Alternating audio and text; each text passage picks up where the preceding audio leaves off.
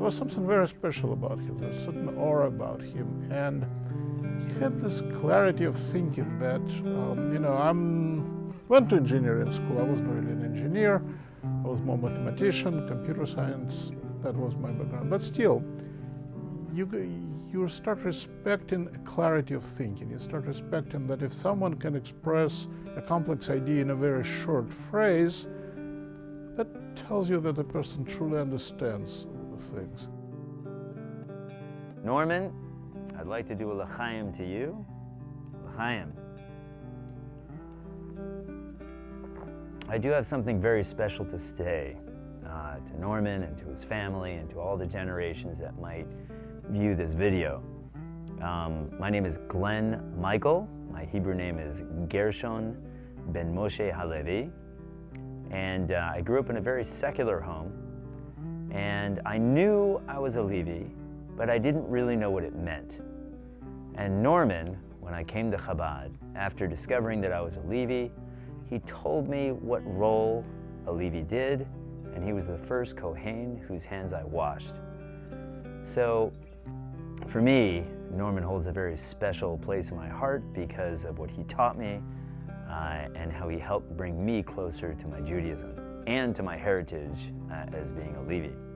I'm not the only one that had this, but when Nathan Ephron, when myself, we all come to the Chabad, and we walk into a room and Norman Katz was there, everybody thought Norman Katz was the rabbi, right? Said, no, it's a young guy over here. He's the rabbi, Rabbi Yitzie. He had a very, very strong physical presence. And, I listened to his stories. He shared a lot of things about his childhood, et cetera, et cetera. I understood that he was a football player when he was younger.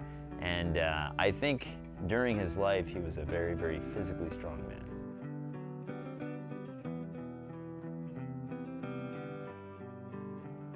He was also very devoted to his family. He loved his grandchildren very much. He was a typical Zeta, and a really very wonderful one.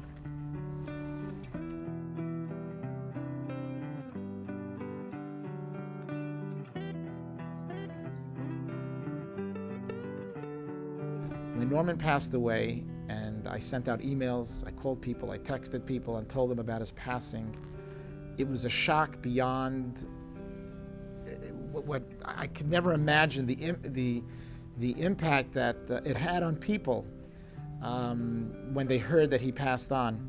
Because I only realized after he passed away how much he meant to so many of the people in our community here in Palos Verdes and in the general South Bay area.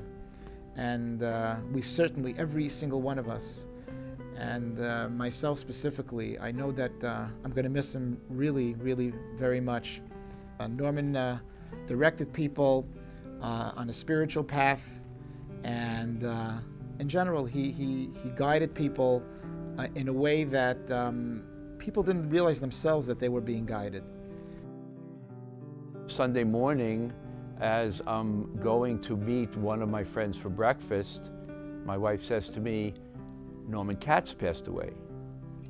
And it took a full 3 to 5 minutes before I realized that it was Norman, because it was just so foreign, so out of the blue, and just a really bad thing. And it was, I just couldn't believe it. And I got actually very emotional, and I really didn't know why, but it was just really deeply affected me. And I think because I'm also a Kohen, and pretty much since the first time that I actually did a Kohen prayer with Norman, and Norman started chanting, and I really had no idea really about that before. And he led, and I was sort of, saying the prayer sort of like very quietly. But then the next time I said it a little louder, and the time after that, louder obviously, but not as loud as Norman. Although, as many people will say, he was not a man of words, He didn't embellish in stories about himself, but there were a few times where we sat at the same table and he shared his personal history with me. And I thought it was really, really interesting that, you know, in the 60s, he kind of came out to California. There was a story he came out on a motorcycle, but what I found out, it was actually a sports car that he came out with his wife on and things like that. So it was very interesting that, in the day, Norman Katz came to California kind of in a very hippie way, and I thought that was very, very cool.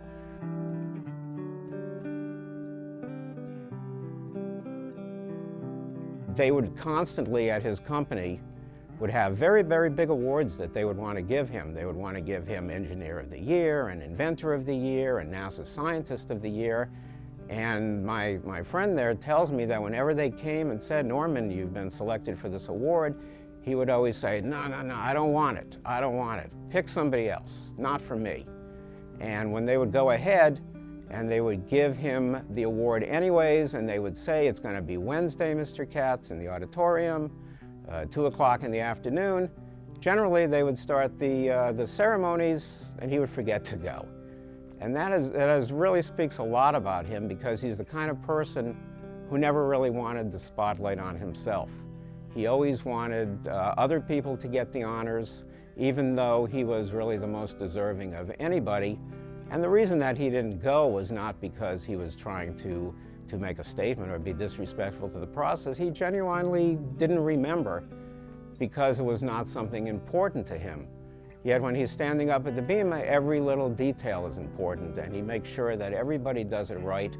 And I think it's impossible to get a wrong word during the Torah reading past Mr. Katz. I've never heard it happen. The entire process of learning this was full of strange discoveries, and Norman was here. I mean, he was in some ways, just by being here, he helped to get through certain things. But another little anecdote, I mean, I putting on tefillin. I mean, the rabbi explained it to me about 10 times. For some reason, I was really intimidated about doing this, especially the head tefillin. Where is my hairline? It said, put it on a hairline. Well, okay, well, that's a moving target. So we had a debate about that. Then Norman casually said, well, put it where the hairline used to be. It was great. My husband Bernie and I go way back with Norman and Adrian. We were friends from the start of Chabad. We have a little bit before. And well, we always liked them. Norman was very intelligent and also quietly funny. It seemed like the world was his straight man, and they would feed him lines inadvertently, and he would come out with marvelous jokes, really funny statements, quietly. He was an electrical engineer, and like my husband, their brains are wired a little differently than regular people, so a lot of these foibles that he had, I could identify with. One of the things was the Fry's ad. Fry's is an electronics shop. It has a lot of gadgets that engineers love, and they have very good prices. So every Friday there would be a Fry's ad in the paper, and to both my husband and Norman, the Fry's ad was like sacred writ. And the wives had to treat it with respect and not make sure that it wasn't recycled or thrown out before the husband had time to read it.